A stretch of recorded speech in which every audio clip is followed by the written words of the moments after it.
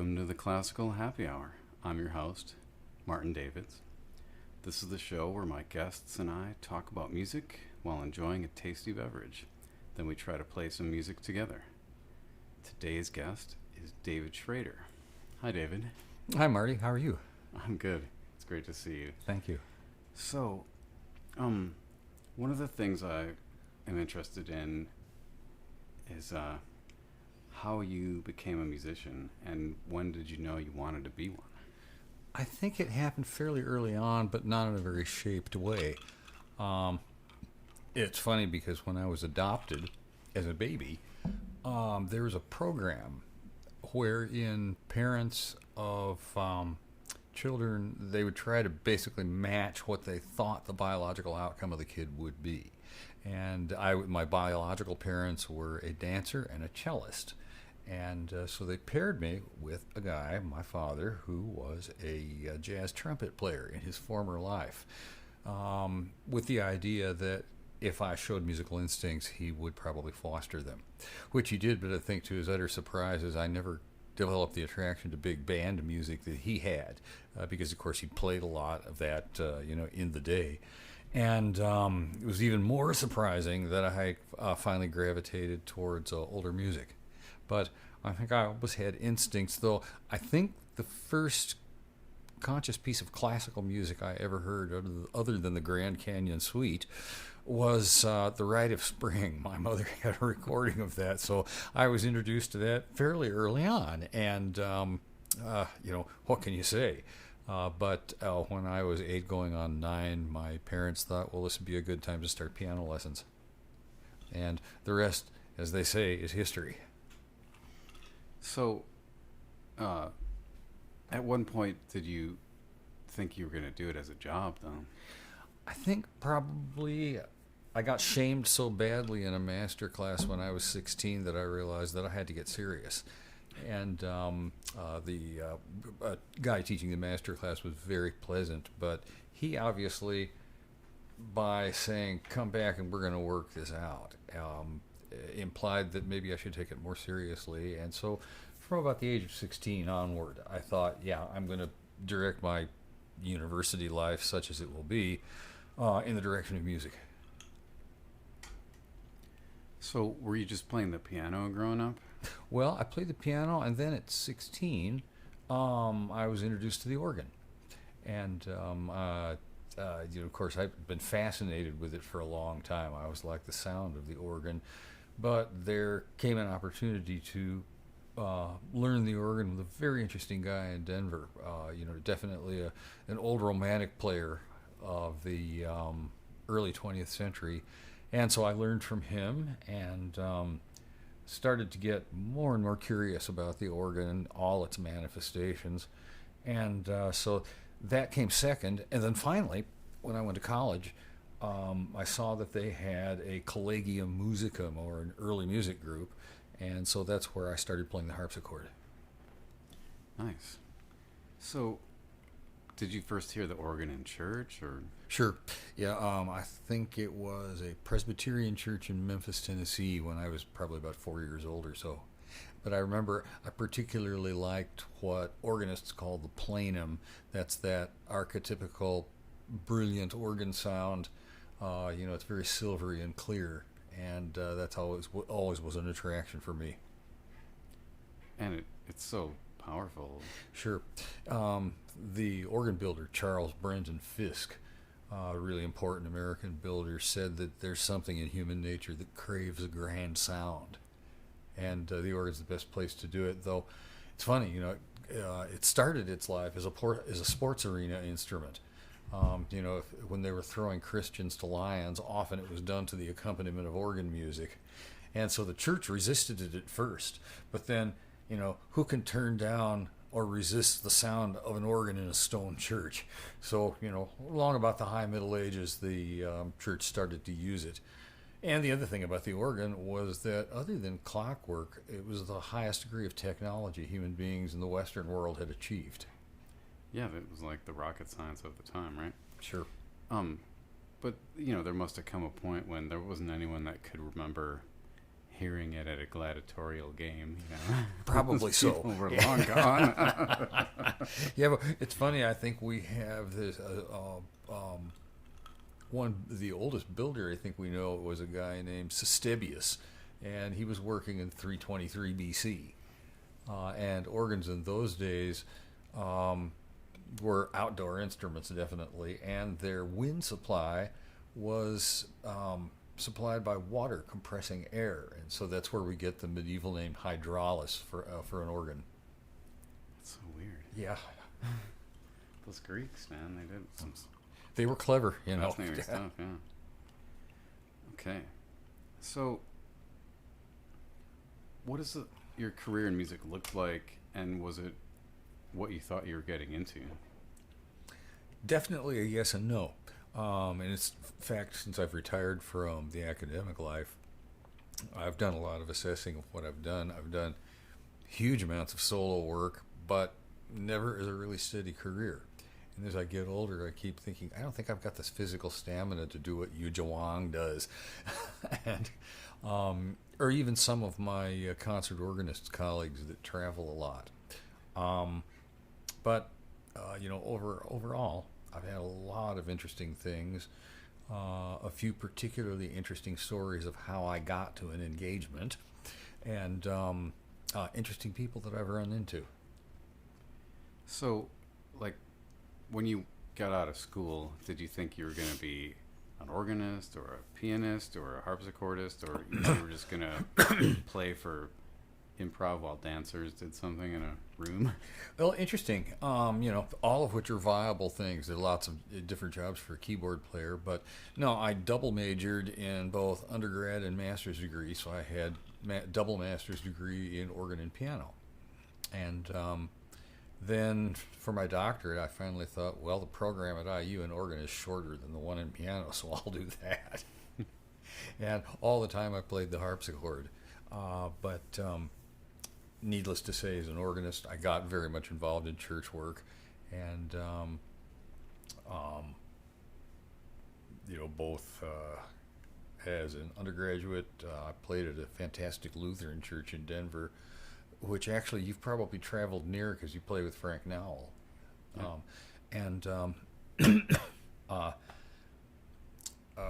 That really finished out my 2 years of undergrad school, and then I waited until 1977 when I became the assistant organist at Christ Church Cathedral, Indianapolis. This, by the way, was before, for those who know this church, they got the really good organs. Somebody one day asked me what the old organ was. It was a tourist or something, and I looked out and in my best Hoosier accent said, "This here's a John Deere."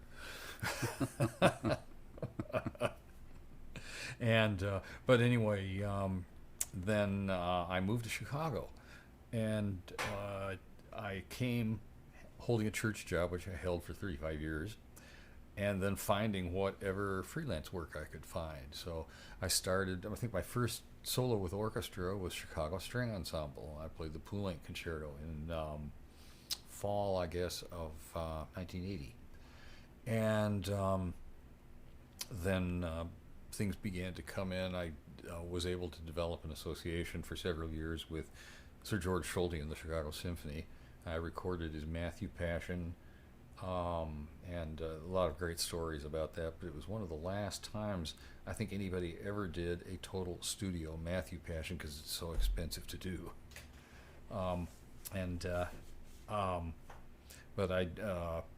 Schulte was a very kind guy, and when he sensed talent in a younger person, he'd invite them to solo with the orchestra, and that's exactly what happened to me in 1983. I got invited, and then I played solos with Schulte at least once more, and I was sort of for a while the in-house organist of Chicago Symphony during the 80s and early 90s. But haven't done so much work with them in succeeding years, except the occasional 503rd, which I think I've done with CSO at least 3, if not 4 times, and other things that might come along. Cool. So you were able to find work as an organist, and then once you got a base of operations, you were able to do the other kinds of music that you wanted. So how did you fall into academic work? That's funny. I always enjoyed teaching one-on-one, and I've always craved a steady income. And so one day, Roosevelt University, and in those days it was called the Chicago Musical College. It was founded by Florence Ziegfeld Sr. in the 19th century, and the pianist Rudolph Ganz was very much a part of that. And anyway, I came in as one part-time person to fill three former full-time jobs. And, well, in academia, I think you always kind of create your own reality unless you happen to be a celebrity that they're luring in. And so I sort of got thrown into the deep end of the pool in teaching history courses and things like that. But I've always loved music history. It's one of the reasons I play early music, is to get in contact with the spirits of people who lived a long time ago. Cool. So you're basically filling in, and it turned into a full-time job that you stayed in for a long time. Yeah, right? it's funny. I started in 1986. By 1997, I was offered a full-time job, and then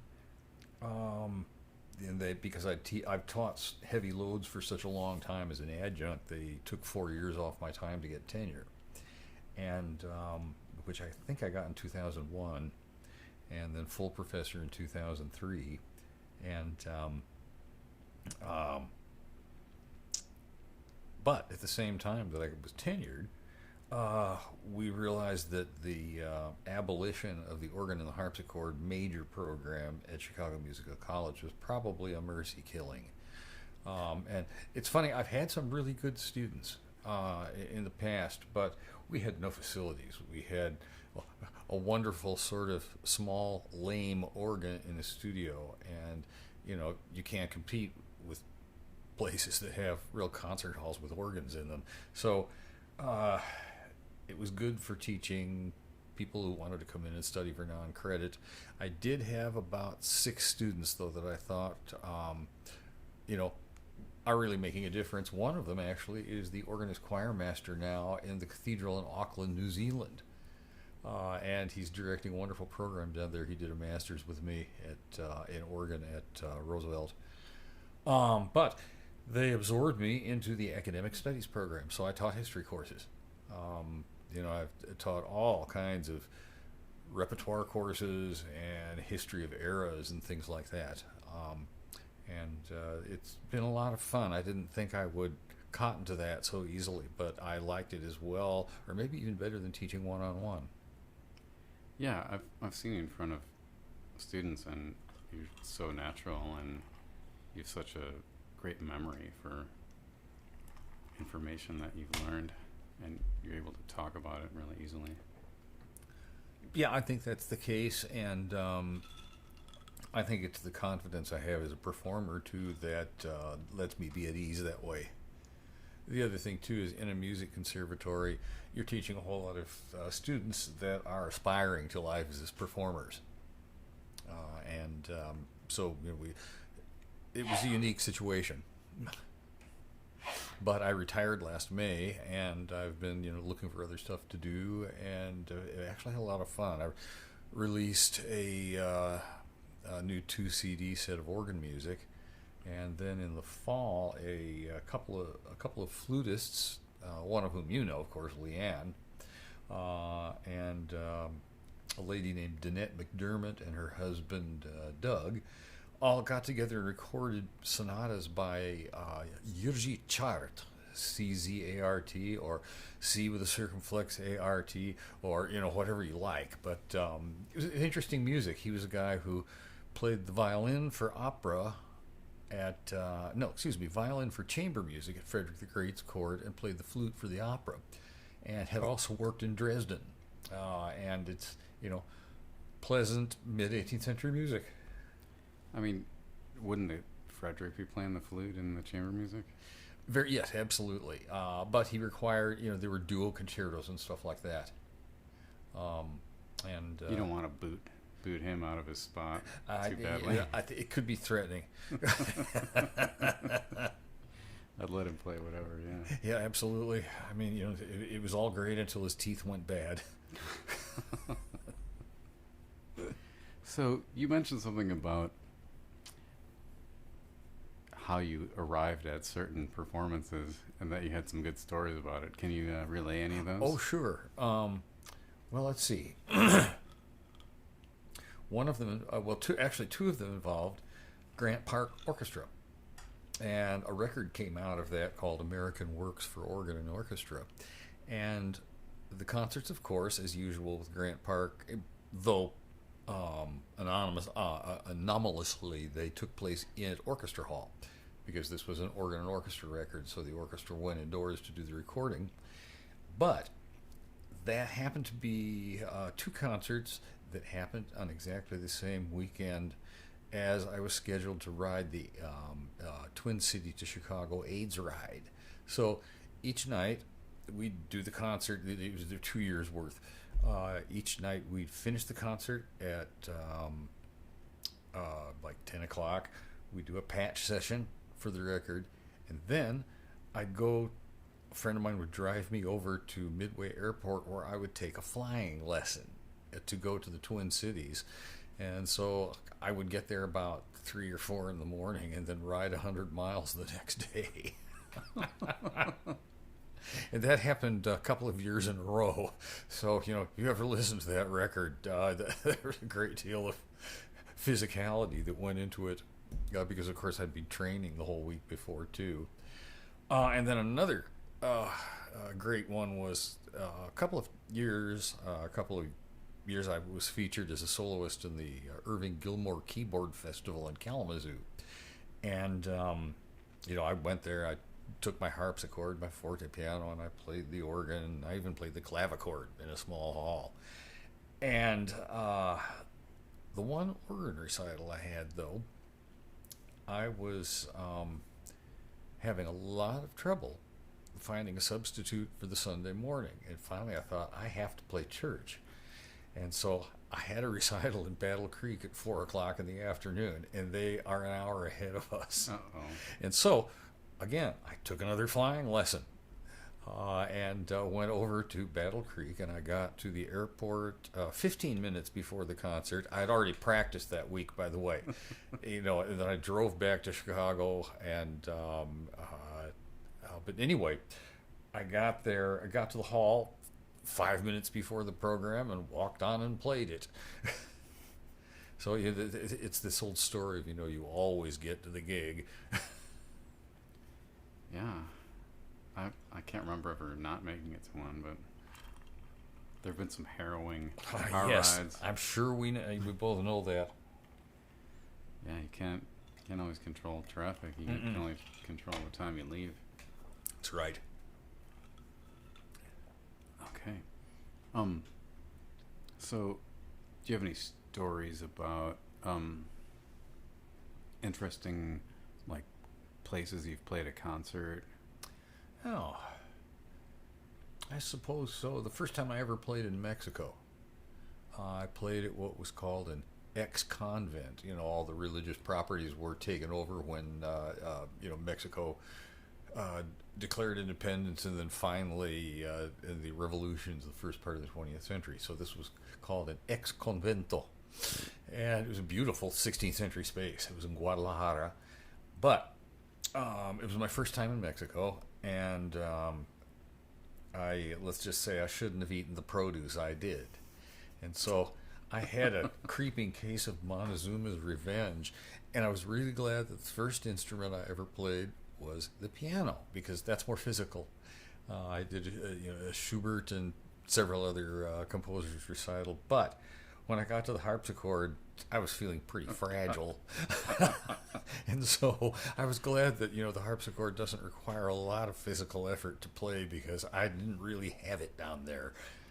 But, again, the show must go on. Wow. Yeah, that sounds interesting. And I almost got locked out of a choir loft or an organ loft before a wedding. And so we wound up having the groom try to shinny up to the loft to go open the door. Everything came out fine except we forgot the groom's parents at the in the ride to the reception. And there you are. Wow. Okay. So lately, I've been having some talks with a number of colleagues that are, like nearing retirement or retiring and stuff. And what are your thoughts about retiring in the music business? Like what's happening that's not so great? What's good about it? I feel like nobody really talks about it. Like you don't learn about that in school. They're like, oh, at the end. Exactly. It's funny. I'm going to give a colloquium on Monday at school, and I think it's going to be professional life that I talk about a lot. But, when I retired from school, I thought, well, the first thing I'm going to do, since I don't have any work right now, is just to give myself a lot of time off.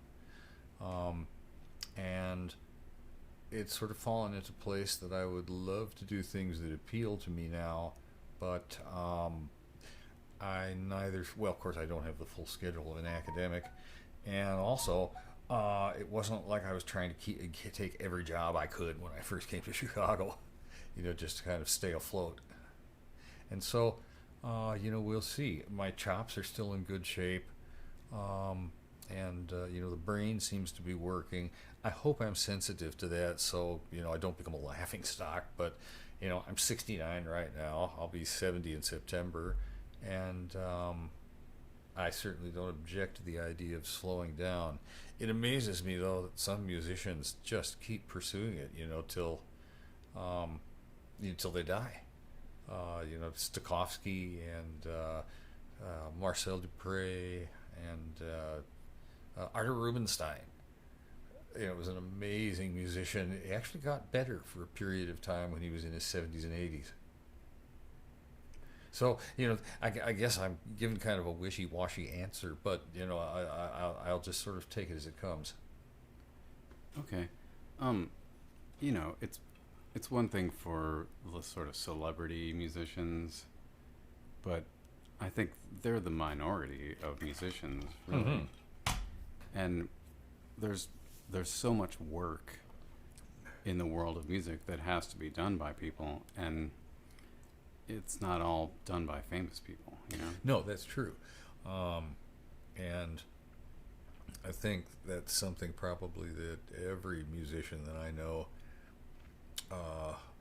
has thought about in the course of their career, is that everybody's doing this, and not everyone is going to be Horowitz or Heifetz or and even in the period instrument world, name all your favorite stars as such.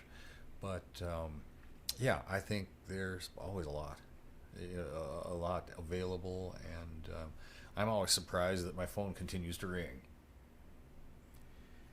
Yeah, so I definitely have some colleagues that are starting to be excluded from like jobs they've been on for many years. I'm sorry to hear that. And it's not always explicitly done either. No, that's sometimes true. The phone just doesn't ring. Sure. It's sort of the music world's passive aggression. And I don't know. I don't know why people get marginalized. Sometimes, if their playing is not good anymore, that's kind of sad. But if the person is still competent, and able to engage, audiences have been fickle for a long time. And, Mozart suffered that. He was the toast of the town in the mid-1780s, and then was seriously looking for work at the end of the 1780s into the early 1790s. Yeah. Okay. So, when you think about yourself as a keyboard player, do you think I'm an organist, or I'm a harpsichordist, or are you like a general practitioner? Yeah, John von Ryan once called me a jack of all trades. But he, by the way, gave me a very kind review of my latest CD set. I read that actually. It made me want to hear it. Yeah, but anyway, I think I'm a practitioner of the instrument I'm playing at the time. It's sort of like people ask me, well, what's your favorite Mozart piano concerto? I say, well, the one I'm working on at the time. I don't, one thing that's good about having a varied career like mine is that you're never bored. The other thing is that you'll never be able to cover the repertoire for each individual instrument that you could if you specialized in just one. You know what I mean? There's so much. Yeah. Yeah, sure, absolutely. But as it is, I feel like I've gotten a very satisfying picture, in the years I go on living, and it's interesting as you age, you start to put more things together, and I'm having a good time doing that. Yeah, I've always found it odd when people ask, who's your favorite composer, Yeah. or what's your favorite piece of music to play, as if you want to just play that one thing your Mm-hmm. whole life. I mean, that sounds kind of boring. Well, I guess Farinelli did that. He was engaged to sing for Philip V of Spain, who was in a total state of bipolar depression, and they couldn't even get him out of bed to shave or to do things like try to run Spain. And one night, Farinelli sang an aria for him, and it got him out of bed. It sort of perked him up, and so for the next several years, Farinelli was there on hand to sing that aria every day. And of course, it got Farinelli a very high government position. And for those who know, the Scarlatti keyboard sonatas, one of the manuscripts went to Farinelli. But he was willing, I guess, to make that sacrifice,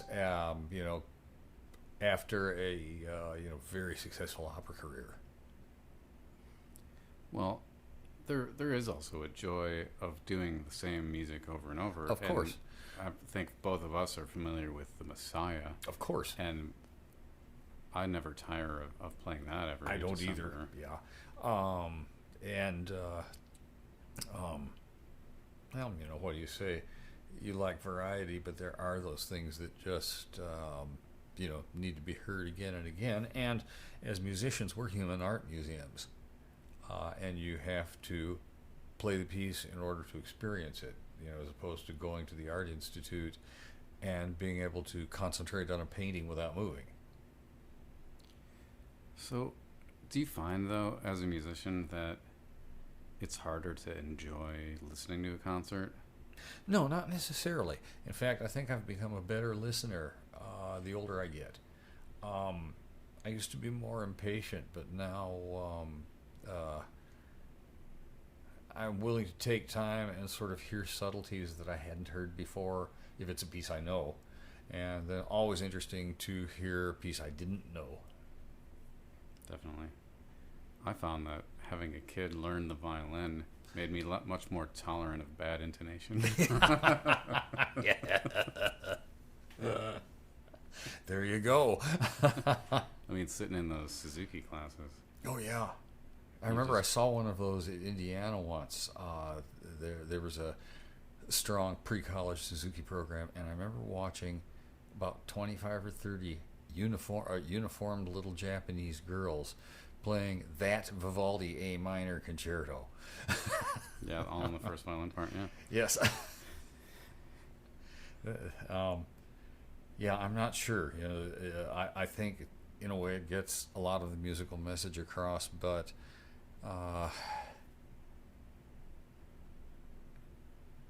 it also doesn't really encourage a lot of aesthetic appreciation at the beginning stages. It gets you playing and hearing your instrument, but I don't think it was Mr. Suzuki's idea that everyone would form his or her own opinion as an artist at the age of 8. Yeah. I mean, it is what it is. It was Yeah, sure. a successful Japanese thing that a lot of people have adopted and done some good work with, but it's got room to evolve. Yeah, that's true. Okay, so is there anything you want to ask me? Gosh. Um, I know you studied at Indiana University like I did. Did you study with Stanley? I did.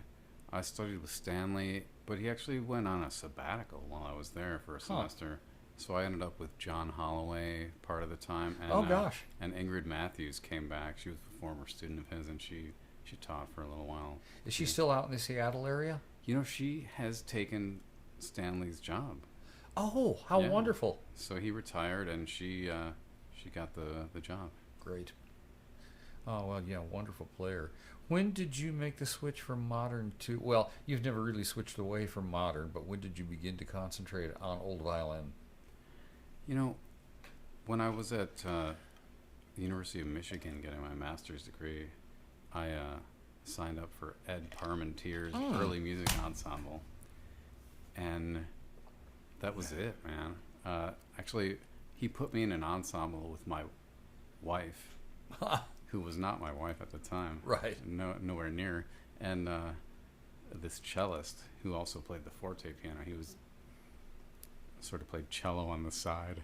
Uh-huh. And I ended up with a Baroque violin. I had a lesson with Schrader when he was in town. It was unforgettable. Yeah, Ann Arbor was quite the center for a while. Jaap said to me, I played about 8 bars of Tartini, Uh-huh. and then he says, I see you know nothing of Baroque violin. I was like, yeah, that's why I'm here. Yeah, exactly. Please enlighten me. So I was in that, but then I thought, well, I'd really like to learn how to do this. So that's when I applied to Indiana Uh-huh. to get a doctorate, and they gave me a scholarship, and I ended up changing it to performer diploma because nobody was finishing those doctorates down there. Oh, there's a story about Indiana University doctorates that you usually see people with a very long beard. Or, I think I got good while I was there looking at doctoral students who hadn't yet found a topic. Yeah, but they loved Bloomington and they wanted to stay there. Yeah, I didn't want to stay. Well, I was just as bad as everybody else. I played my final doctoral recital in 1980, but I didn't finish my degree till 87. That sounds about right. Yeah. And then the piano degrees are just, they're crazy. I think they're like 8 recitals or something like that, and they really put you, through the hoops. Yeah, the early music, you basically had to write a book and do some recitals and all these Right. minors, and it was a lot of work for people. Well, it's a tough thing, to combine an applied and an academic degree at the same time. Yeah, I just wanted to learn how to play Baroque violin. Sure. Well, it appears that you have done so admirably. All right, so do you want to play a little something? Sure. So I brought over some Eccles, since Great. we did that great Eccles recording Yes, indeed. a while back. Thought we could reminisce over some of that. All right, let's take a break and then we'll Okay. play a little bit.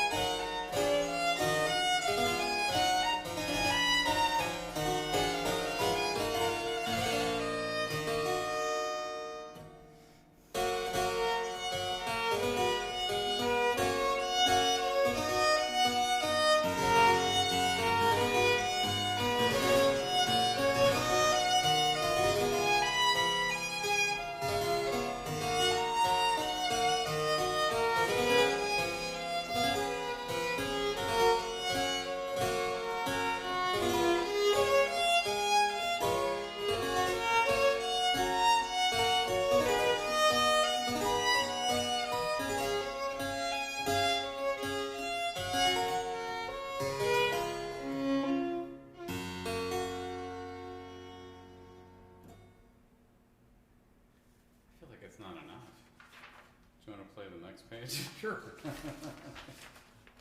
Also without repeats. Sure.